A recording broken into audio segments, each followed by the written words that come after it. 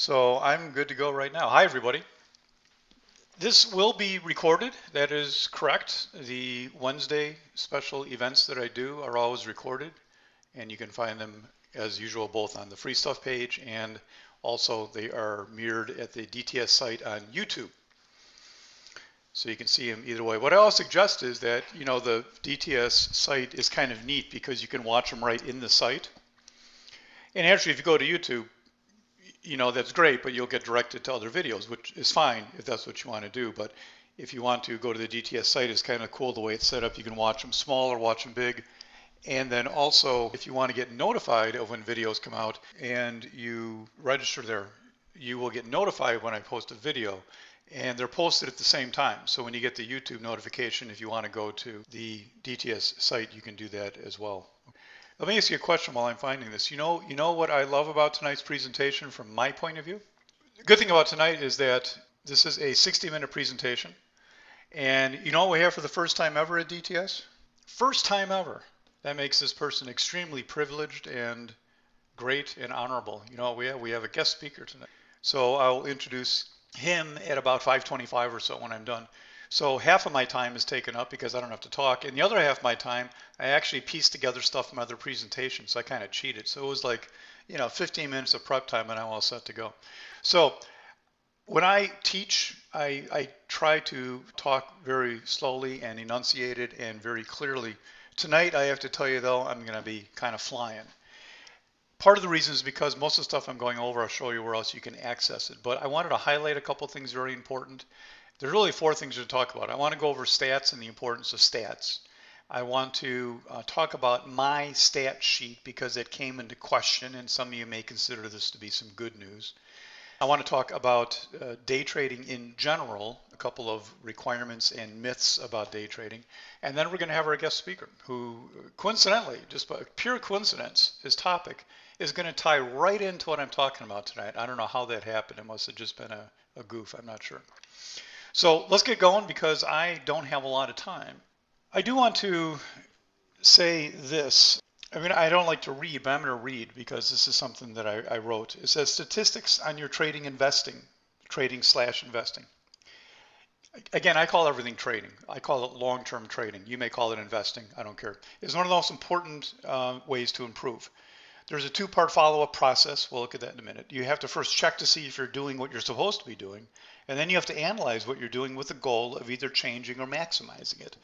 This is not a high-level concept. It should be done by traders from day one. Very few ever do this, okay? So let's get right to the heart of tonight, like I said, because I don't have tons of time. First of all, one of the important things about day trading in general is if you're, how you're going to go about doing it yourself. Get educated, don't get educated, use a trading room. What I did want to point out was I wrote an article that I think is extremely helpful, and I just want to direct you to that. It's on the resources page down there. At the bottom of the resources page below the videos, there are several helpful articles. I'm also going to post it right here for you. Yeah, sorry, that's a long link. It's because that is an archived email, so it's from iContact. It's safe to click on. You can click on it, and that will should take you directly to an article I wrote about how to use a trading room, because I think it's extremely important, defining what you're doing in the room, because some people get caught in the middle, I call it. They're not their own boss, they don't follow me, and they end up kind of in this quagmire in between where they're not really doing what they want to be doing. So that's number one. Kind of a useful resource for you is to read over that article if you've not done so already. Number two, I did a guest speaking event, so some of you may not have heard me or seen it, but it's called A Disciplined Approach to Day Trading. It wasn't very long ago. And I'm going to touch on, I stole a few slides from that to highlight, but there's a lot more information in that one. And if you want to actually listen to that one, I'll tell you where I'm going to stop when I'm doing the presentation and where you'd have to go pick up the rest. But naturally, you can go to the free stuff page, and it's there under prior events, and it's called right there what the title says. Or if you want the direct YouTube video, the direct YouTube video is right there. So however you want to do that, there you go. And I'll be touching on some of the highlights from that in just a minute. Whoops, I was recently a guest speaker. There you go. There are two things that I credit most of my development. Number one is trade follow-up, and number two is statistical analysis. Trade follow-up means printing charts to seeing if you're doing what you're supposed to be doing. Believe it or not, as stupid as it sounds, this is without question, by far and away, the number one problem with traders. The stupidest comments I ever hear are somebody writes a trading plan. Good, bad, doesn't matter. Number two, they never use that trading plan. Number three, they start losing money. And number four, they decide that they need to write a new trading plan. You have to check to see what you're doing, number one. That's an important thing. However, tonight's not going to be about that. The second part is statistical analysis, to see if what you're doing makes sense and to fine tune and improve whatever you do. So number one, printing charts, seeing if you're doing what you're doing, that whole process is not the topic for tonight. I think I've discussed it other places. For you seminar people, it's on your resources page. It's a very important first step, but it's not going to be the topic for tonight. Number two, statistical analysis, to see if what you're doing makes sense. In other words, you could be doing what you set out to do, but you could be losing money because what you're doing is just wrong. And even if it's right, fine tuning it. I very much started doing this from very, very early on. My first couple of months trading, nobody told me to do this. As a matter of fact, back then there was like zero help to traders. It was kind of sink or swim because it was very early. And I started doing this and I learned so much. I can give you an example of something that I learned, something that through experience I now teach, and I know it to be a fact, but back then I wasn't smart enough to know this, but I figured it out. I tracked things, and one of the things that I tracked was when I entered a trade, something I'll show you in a minute. Another thing I tracked is where I got the trade from. Where was the idea? Where did it come from? Did I find it scanning? Was it from the room I was in at the time, et cetera, et cetera. And I noticed this amazing correlation that if I had something that I found on the daily chart, in other words, more of a swing trade type of a setup, and if I entered that early in the morning, guess what? Anybody take a guess what the result was? A swing trade entered the first half hour of the day? Take a guess. Swing trade from the daily chart, but I'm day trading, entered it. There's nothing, by the way, there's nothing wrong with using daily charts or swing trading the right ones, because obviously if you have a very powerful trend on a daily chart, that's a great thing to capture. But guess what? Almost all of them stopped out, right? And you know what? The swing trade actually was okay, but trying to finesse it to a day trade, and it's funny because we talked about this in the room. Oh, I never talked about it. Sorry. We'll do it tomorrow, person who asked me. I think you're here. There's a certain setup you need to see to get the right entry. And I realized, hey, what's wrong? And then it made me go and investigate that and understand what I was doing wrong. So without any coach, without any person helping me, without any mentor or anything like that, by looking at some of these stats, I improved myself greatly, the opening months that I was trading. And that's why I get frustrated when I'm working with people who kind of refuse to help themselves, right? They just take trades, they don't work, they go out to the bar, have something to drink, come back the next day and hope everything gets better. And it doesn't work that way. It's an ongoing learning process. First, some basics and then the more advanced. I'm not going to do the more advanced. If you want the more advanced, go watch the presentation that I did a month or two ago, whenever it was. I gave you the link up there for the last presentation. All right, some quick stats, some numbers you should always track. I mean, these are just basic things that hopefully most of you understand or know. The batting average, percentage of trades that are profitable, right? You took 10 trades, 6 made money. Great. 4 made money. Great. One of the hallmarks to me of a novice trader, and I get this all the time about the room, is somebody asks about the room, hey, what's your batting average in the room? And I start off saying to myself, you're an idiot, and then I tell them what it is. But if that's the only thing you're asking, you don't even understand trading at all, because it's irrelevant. My batting average could be 30% and I can make a ton of money. As a matter of fact, you're going to see right here, great months this year, but my batting average, if that's all you asked about, you'd think I was break even. My long-term trading, my long-term investing is an extreme example of that. I have a big Sharpe ratio. And as a matter of fact, I didn't even calculate it for this year. I don't normally keep that stat, but I made to go figure it out just to make my point. The long-term trader, my letter I do for long-term, not for day trading, is killing it. And I have to remind the people, I'll take a stop out, I'll take a stop out. And I have to remind people, hey, stop outs are cheap because then we get a winner at 7 hours, 8 hours, 10 hours. And by hours, of course, I'm talking about risk reward units. So in other words, if you lose $1,000 in a trade because that's your risk amount, then the winning trade makes $4,000. So that's what I mean by the batting average is not always that critical. What your average winner is compared to your average loser is what your Sharpe ratio is. That's what this next one is. So your batting average is just percentage of winning trades. And your Sharpe ratio is your average winning trade compared to your average losing trade. Most of you guys know these basics. They're just numbers.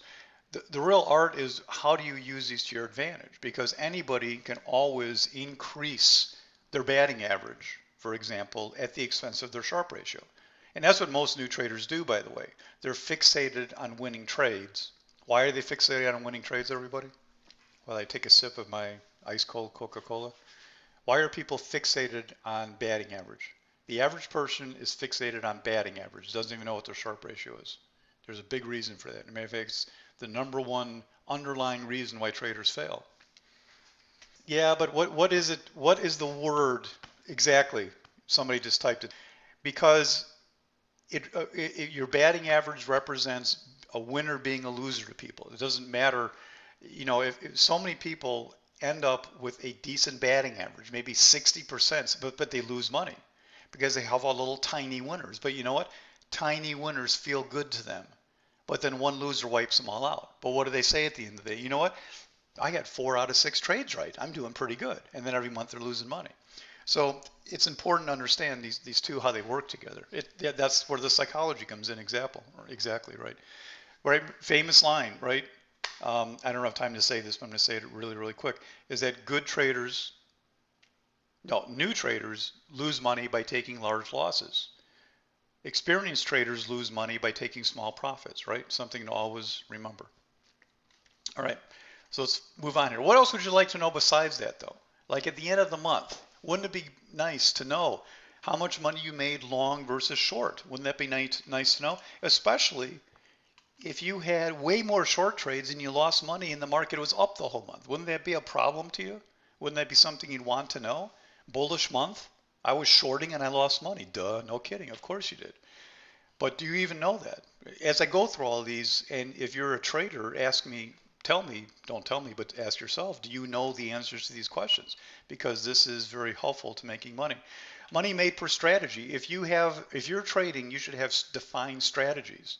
And if you have defined strategies, you should be able to say, how much money did I make per strategy, right?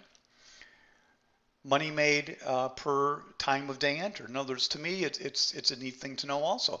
So I enter some trades early in the day, 9:35, 9:40. I enter some trades the first half hour. Some trades I don't enter till 10:30. Well, how do those all work out?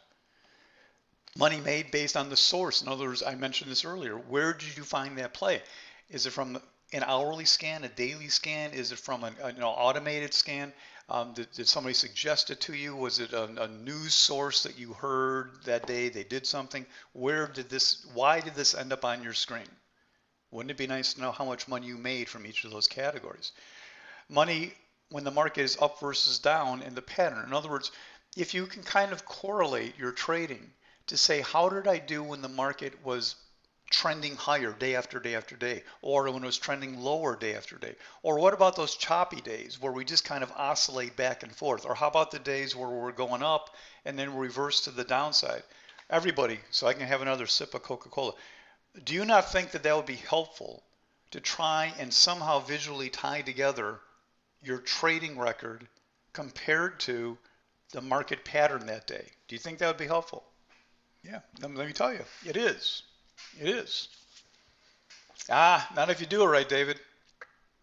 It's a piece of cake. I'll show you in a minute. You may have built in a bias that's hurting you. How many trades had mistakes made?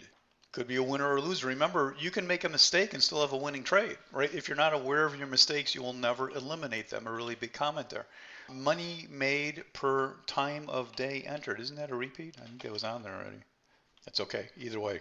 Market general comments that may be stuck out that day, like a log. Now, I'm not big on trading logs. I know if you read around, some people say keep a log and record your emotions and da da da da da. The problem with a log to me is you can't summarize it. You can't average it. You can't analyze it. It's okay to read. And I do have a spot where I have a little comment spot where if something stuck out to me that day, like maybe I really screwed up a trade, and I'll just to remind myself, hey, don't lower the stop that soon. I'll type it in there just to remind me. Or I'll say, boy, you were just completely screwed up today. Learn to just quit at 10 if you're that screwed up. So I'll type comments like that. But I don't think that's the secret. I think the good thing is at the end of the month you get some kind of summary of what you're doing. So I'm going to quickly run you through the sheet that I use. Now, I showed you this before, and when I showed you this before, I made this big preemptory comment. I said, don't ask me for this sheet because it was made for me. I'm not in the business of doing sheets, and I don't want to give it out for free because it's not user friendly. You wouldn't know how to use it, and I'm going to become a constant help center for the sheet, and that's not how I want to use my time. I want to help people learn to trade.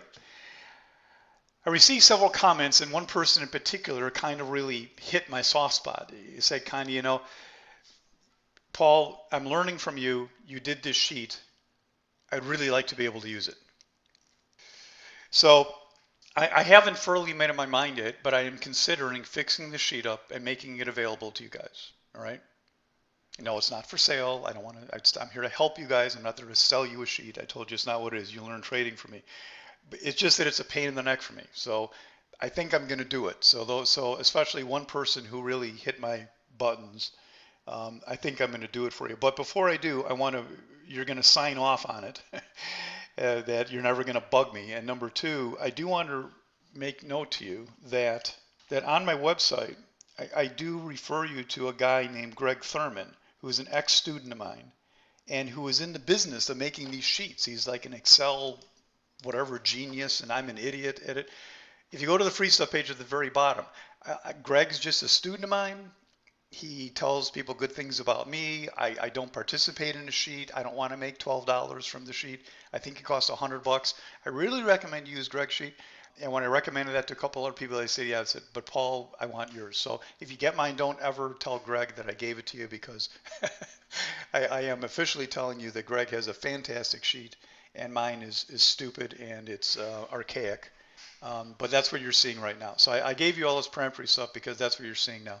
So on my sheet, I can go in and I can enter and change the strategies, et cetera, et cetera. You'll see that if when I decide to send this to you. And again, there's a whole list here of different things. And the point is that when you enter all these things, anything in gray, it then translates to the sheet. The parts of the sheet you'll see in a minute here. So this is just a typical day, what my sheet looks like. I'm reviewing April, so this is a day from the last week in April. Because it's kind of small, I'm going to cut out this. This is just where the trades are entered. And by the way, originally I had it kind of tied as a download to the broker, but after changing broker after broker and things change, I gave up on doing that. So mostly you have to copy and paste or type in the stuff. So if you're doing 100 trades a day, you're not going to like this very much. So I'm going to take and just cut from here over. You see this here? I'm just going to expand this part. Ready? 1, 2, 3. There we go. So that's what a typical day looks like. So you just have your total profit, your R units, time of day. All the stats I just talked about are here. The time of day I entered the trades, open, and I divide mine up like this. And again, if you have the sheet, you can change this on that opening page. Open at 9:45, 9:45 to 10:30, yada yada. The source from daily scans, hourly scans, gap list. Once in a while, the room gives me a trade. It's always terrible, so I put it down here. No, it's not always terrible. I manually enter my own market rating based on what it says right here. I manually enter the number of plays done because I'm sensitive to over trading. Yes, I can have Excel count that very easily, but I want every day to make myself say I did 6 trades today. Was that necessary? I'm big on not trading a lot. I like to do 3 to 4 trades a day. I've been averaging just over 4 in April here, you'll see. Maximum loss. I type in here my maximum loss. Same thing. Excel could easily find it and post it there for me, but anything in gray I'm typing. And they have a comment section. Something that stuck out to me that day. Every other day I make a stupid little comment down there. The errors just tells me I coded everything properly, so I didn't leave anything out. Strategies. Again, I have 10 strategies I track. The top 5 are on every day. You'll see the summary at the end of the week. Entries. You probably won't understand this, but I track my entries as a separate thing for my strategies. And the strategies I have listed you probably won't even really get because they're my personal. To use the sheet properly, the sheet needs to show me something, and therefore I enter my strategies and entries based on what I want to get out of the sheet. Does that make sense, everybody? So what you're seeing there, you won't even understand. But again, you could change these if I gave you this sheet. You could call this my strategy one, strategy two, whatever it is. Okay. Blah, blah, blah. There we go. Time of day, number of trades per time of day, all set. Okay. So then this is a weekly total. And the weekly total is also the monthly total. I simply take the weekly total and change it to add up the weeks instead of months. So this is April. So here's where we finally get to, is the April totals and some interesting things to talk about on the April totals, which is where I really wanted to get.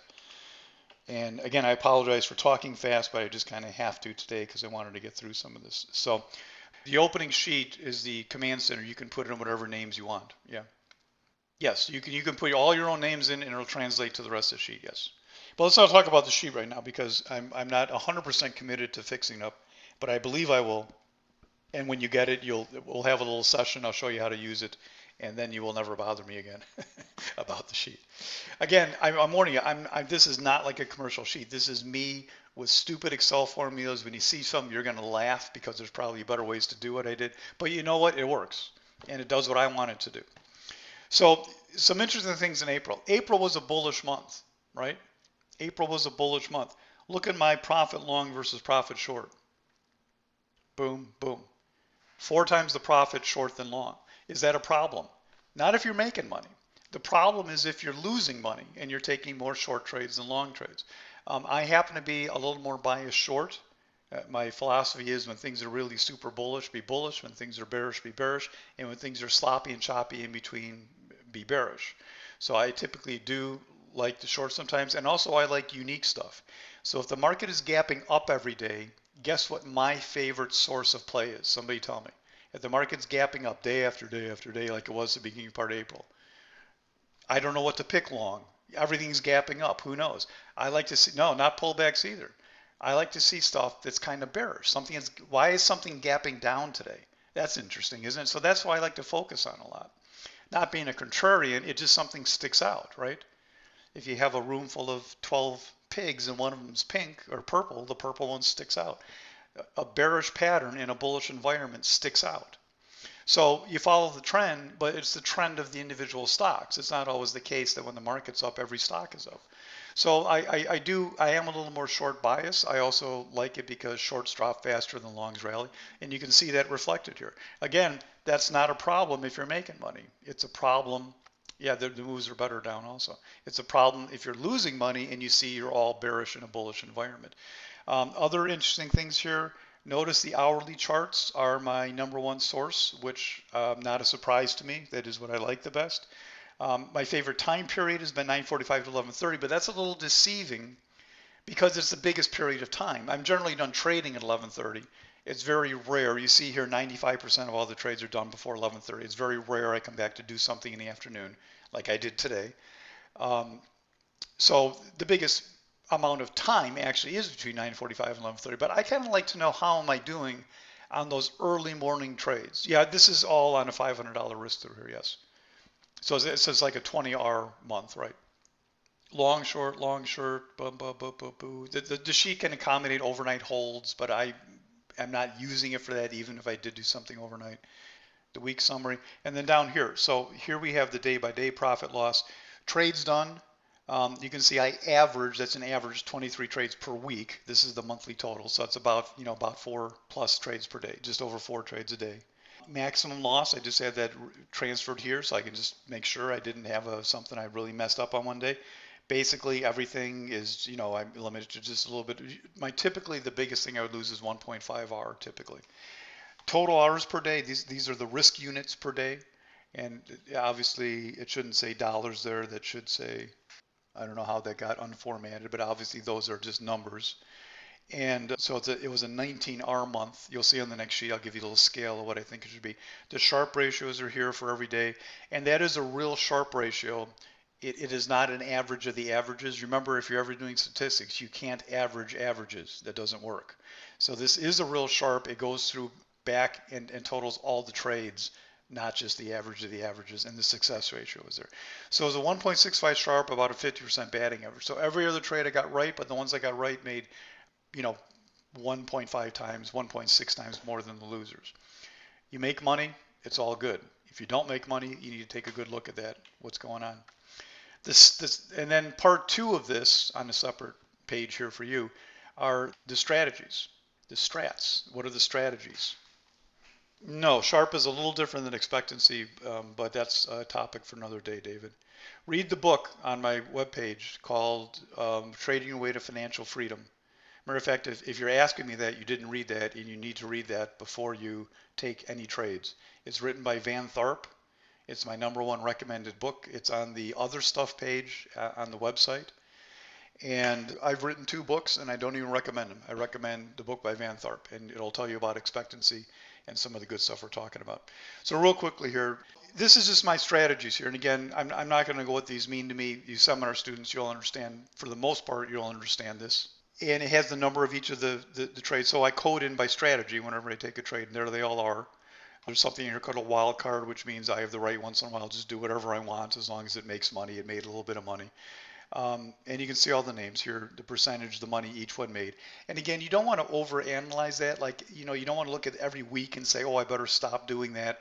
It's a longer term thing, statistic. So at the end of the month, make note of some things. The end of the next month, then start paying attention to see if you're really, goofing something else that you can improve on. My entries down here, surprisingly, the strategic be the tail entry was my worst performer, which in my mind typically is one of the best. It was a secondary sign of weaknesses and strengths that made all the money that week, that month, excuse me.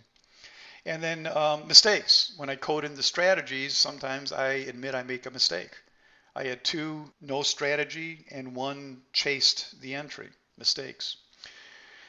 This here is, if you look at this, that's not very user friendly to people. So this here, I just put it in a sheet for my own benefit.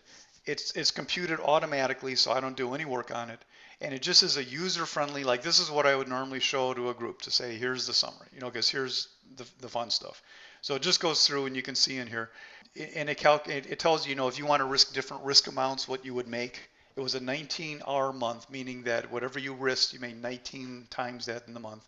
If you risked $1,000, you'd make 19 grand, et cetera, et cetera. And I put up here a little scale.